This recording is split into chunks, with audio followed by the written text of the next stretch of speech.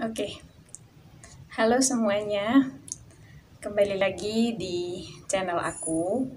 Jadi hari ini tuh tanggal 31 Desember 2021 dan hari ini aku sebenarnya udah bikin video gitu. Tapi tadi tuh aku iseng, aku bikin di Instagram gitu kayak sebelum 2022 kamu mau nanya apa gitu. Terus ternyata banyak banget pertanyaan dan pertanyaan itu bagus-bagus. Aku mikir kayaknya bagus kalau misalkan dijawabin di sini. Jadi aku mau jawabin satu-satu, mungkin mulai dari bawah aja kali ya. Yang pertama itu, kamu belajar apa dari tahun 2021? Eh, Sebenarnya banyak banget sih yang aku pelajari dari tahun 2021. Itu lebih ke belajar ikhlas, terus sabar, dan belajar untuk lebih kuat lagi, bersemangat karena hidup itu ternyata keras banget. Kemudian ini lucu banget nih. Udah berapa ember air mata yang kamu keluarin? Banyak banget air mata yang dikeluarin. Soalnya ya di tahun 2021 itu aku kehilangan orang-orang yang juga aku sayang. Aku kehilangan ibu tiriku, juga kehilangan kakekku, kakek yang paling aku cintai. Dan di momen itu, momen yang paling benar-benar membuat sedih, dan juga ada beberapa kejadian yang kayaknya emang harus mengeluarkan air mata, tapi bukan berarti setelah mengeluarkan air mata itu selesai, cuman merasa lebih lega. Kemudian ini dari temanku nih, pernah pernah gak kuliah oh pernah nggak kuliah nggak mandi. Tahu banget sih dia. Jadi gini, jadi sebenarnya aku kalau misalkan sehari mandi kayak 2 kali aja itu udah banyak kali ya mandi. Kita kan harus hemat air, ya kan. Aku emang kalau ke kampus waktu itu jarang jarang banget mandi gitu, apalagi kalau hari Senin. Hari-hari lain tuh aku mandi, tapi kalau misalkan hari-hari kayak hari Senin itu karena aku kayak pulang dari gereja, pulang dari ibadah tuh kayak udah jam berapa gitu, terus habis itu aku harus beres-beres dulu, cuci-cuci piring dan lain-lain karena aku tinggal sama orang kan. Terus habis itu aku harus juga ngerjain tugas. Kadang-kadang aku sampai jam 3 pagi, kadang sampai jam 4 pagi, dan setelah jam pagi itu aku kayak jam 7 baru tidur gitu kan, terus udah bangun lagi, terus kayak jam 7, jam setengah 8 kan udah kuliah. Ya udah aku bangun, langsung cuci muka, gosok gigi, terus habis itu udah berangkat kuliah. Jadi emang bener sih, kayak mandi itu hanya buat orang-orang kotor aja. Kemudian ini ada pertanyaan juga, gimana caranya menghadapi orang-orang yang membenci kita? Sebenarnya gini ya, jadi kalau misalkan kita berusaha untuk menjelaskan diri kita ke orang lain, soalnya kan kalau orang udah benci, ya dia gimana pun caranya kita berusaha untuk menjelaskan diri kita, ya tetap aja dia akan membenci gitu. Jadi lama-lama kita juga capek. Nah makanya kalau misalkan kita misalnya kita mau menghadapi orang-orang yang membenci kita, ya udah cuekin aja. Kalau aku sih aku lebih ke cuek, terus aku mengurangi frekuensi ketemu sama mereka. Jadi kayak orang ini tuh frekuensinya tuh nggak baik, dia tuningnya itu nggak pas dengan aku. Ya udah, aku daripada membuat orang itu juga makin berdosa dan juga dia makin benci aku, lebih baik aku mengurangi frekuensi untuk bertemu sama dia. Kayak misalnya tadi aku berapa kali tuh ketemu sama dia, aku iya kalau sebisa mungkin nggak ketemu deh sama orang-orang yang kayak gitu. Terus habis itu, udah ketemu jodoh belum di 2021? Kalau udah ketemu nggak sendiri. uh, Udah ketemu di 2021 belum sih? Masih jalan-jalan dari jauh. Siapa orang yang paling kamu kagumi di tahun 2021? orang yang paling dikagumi di tahun 2021 itu ada sih, ada orang yang paling aku kagumi banget. Dia bukan public figure yang banyak orang idolakan, tapi orang ini tuh cukup membuat aku kagum sama dia dengan segala keputusan yang dia buat, dengan segala dengan segala penampilan yang dia punya, dan ada banyak hal itu membuat kagum sih. Bukan hanya aku, tapi kayaknya banyak orang juga bisa kagum sama dia karena emang pembawaan dirinya, personalitinya emang pantas dikagumi. Siapa orang yang membuat kamu paling down sepanjang 2021? Bukan hanya siapa, tapi sebenarnya banyak banget sih, banyak banget. Tapi kembali lagi bahwa dunia nggak akan berhenti berputar kalau misalkan kita down. Makanya aku berpikir ada beribu-ribu orang tuh berusaha untuk misalkan buat kita down, tapi kita harus berusaha untuk uh, lebih percaya diri dan berusaha untuk membuktikan bahwa yang mereka lakukan itu salah gitu, yang mereka tuduhkan ke kita itu sebenarnya nggak benar. Tapi kita harus lebih produktif, lebih menunjukkan siapa diri kita, seperti itu. Kemudian pertanyaan yang selanjutnya, apa pencapaian terbesar kamu di tahun 2021? Banyak sih pencapaian yang aku capai di tahun 2021. Itu dari kayak bisa praktek di rumah sakit, terus habis itu bisa lulus, bisa ujian skripsi dengan nilai yang bagus, dan kemudian bisa lulus di tahun 2021 sesuai dengan ekspektasi, lulus di tahun 2021 dan juga kerja di tahun 2021, dan itu sesuatu yang luar biasa. Jadi kayak aku wisuda tanggal 25 November, terus tanggal 3 Oktober itu udah kerja. Itu prestasi yang menurut aku membanggakan sih. Apa prestasi yang kamu raih yang paling membuat kamu gak bisa berkata-kata? Lulus dengan nilai terbaik. Lulus dengan predikat cum laude itu impian banyak mahasiswa. Dan aku lulus dengan predikat cum laude itu termasuk bangga. Kayak ada orang-orang yang pengen banget tapi juga nggak bisa dapetin. Ada juga yang kayak dia biasa-biasa aja, dia juga pintar banget tapi juga di kelulusannya tidak dinyatakan dengan predikat cum laude. Dan aku lulus dengan predikat cum laude itu sebuah kebanggaan.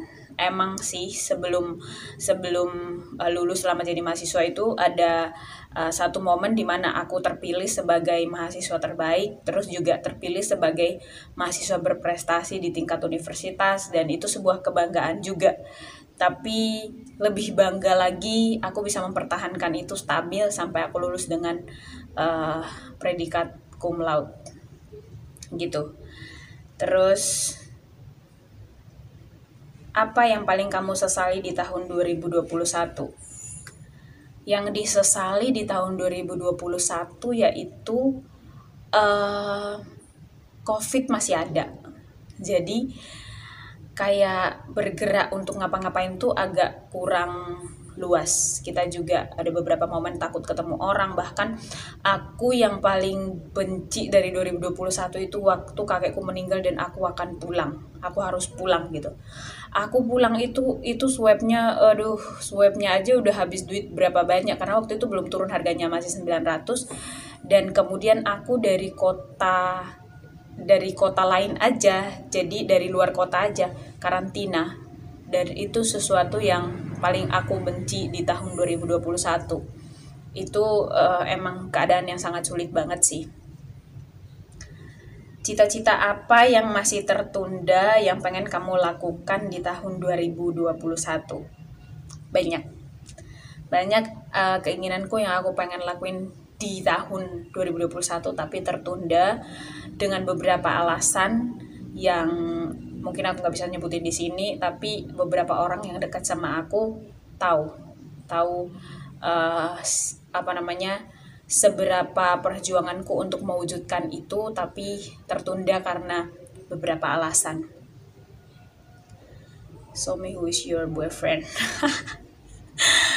Udah dibilang kalau belum ketemu jodoh di 2021 ya berarti nggak bisa ditunjukin dong. Ayo bakar-bakar, rumah siapa yang mau dibakar nih? Iya, harapan yang kamu pengen lakuin di tahun 2022 yang belum sempat kamu lakuin di 2021 itu apa? Nulis buku. Ya doakan aja di tanggal 6 Januari buku aku yang pertama akan diterbitkan. Sekarang sedang ada di penerbitan, jadi tanggal 6 sudah bisa karya yang tertunda selama ini aku nyiapin selama 1 tahun penuh. Itu sebuah pencapaian juga, dan akhirnya aku sudah dapat kabar gembira bahwa tanggal 6 udah bisa terbit. Seperti itu. Di 2021 ada toxic relationship enggak? Toxic relationship antara teman sih ya. Ada, banyak banget, kita nggak bisa memungkiri itu. Hal yang paling membanggakan di tahun 2021, yang paling membanggakan di tahun 2021, semua hal yang aku lakukan, menurut aku itu bikin aku senang, aku merasa bangga dengan semua itu. Punya teman baru berapa banyak di 2021? Teman baru yang di sosial media atau yang secara langsung? Kalau ini secara langsung sih kayaknya nggak ada, karena circle-nya kan cuman gitu-gitu doang. Apalagi sepanjang tahun 2021 nggak bisa kemana-mana, jadi circle-nya cuman itu doang. Bahkan ada beberapa teman yang tadinya udah berteman udah mulai hilang kontak karena ya nggak bisa ketemu sama mereka. Jadi penambahan teman di 2021 kalau di sosial media ada banyak, tapi kalau yang secara langsung untuk kita bertemu terus orang ini cocok nih sama aku, itu di 2021 nggak ada sih.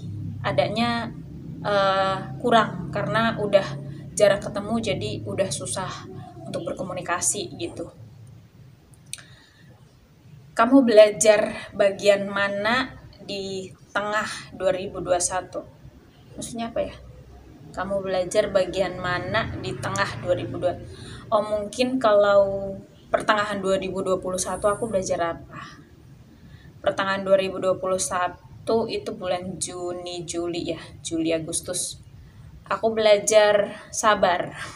Karena waktu itu aku sedang praktek di salah satu rumah sakit di Jawa Tengah, dan di situ kita bertemu dengan posisi yang kita diposisikan sebagai junior. Ada orang-orang di rumah sakit itu yang memposisikan diri sebagai senior, bahkan kayak tempat duduk aja itu kalau bukan senior nggak boleh duduk di situ, dan itu kelihatan banget. Terus juga ada teman-teman kita yang dari kampus lain, mereka praktek di situ, mereka diperlakukan berbeda dengan kita karena fisiknya mereka itu emang good looking. Dan di situ aku belajar untuk sabar. Beberapa kali kayak apa yang kita lakuin bener pun disalahin gitu. Jadi di pertengahan tahun 2021 aku belajar sabar. Semoga pertanyaan yang ini aku nggak salah memahami ya. Ada anggota baru nggak di keluargamu? Kok dia bisa kepikiran ya bertanya kayak gini? Ini Yahya AND. Dia bisa kepikiran bertanya gitu kayak, ada anggota baru nggak di keluargamu? 2021 anggota baru di keluarga nggak ada. Keluargaku nggak ada yang baru menikah dan juga hamil dan punya anak di tahun 2021. Kalau di tahun 2020 itu beberapa.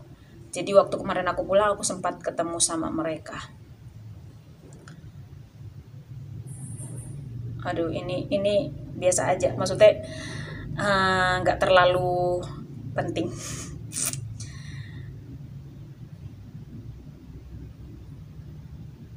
Boleh nggak kamu mendeskripsikan diri kamu di 2021? Mendeskripsikan diriku di 2021. Kerja keras, semangat, terus rapuh. Di 2021 banyak alasan yang kayak aku rapuh banget. Kehilangan orang-orang yang kita sayang itu bukan hal yang mudah loh. Tapi aku bersyukur kalau aku bisa kuat sampai hari ini, itu semua karena ada Tuhan. Oke, ini aku milih 2 yang terakhir deh. Soalnya banyak banget.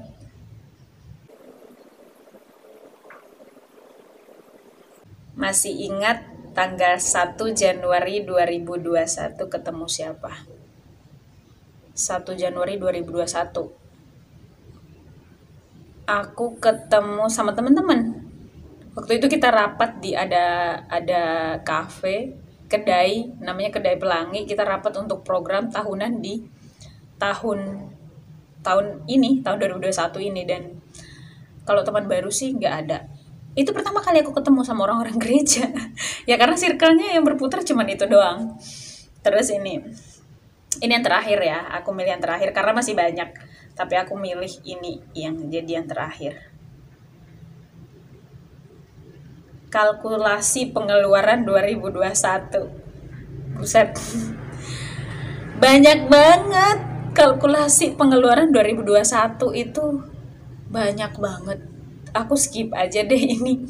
Aku milih satu lagi deh yang buat yang terakhir. Soalnya ini aku salah pilih deh pertanyaannya. Mau nikah kapan?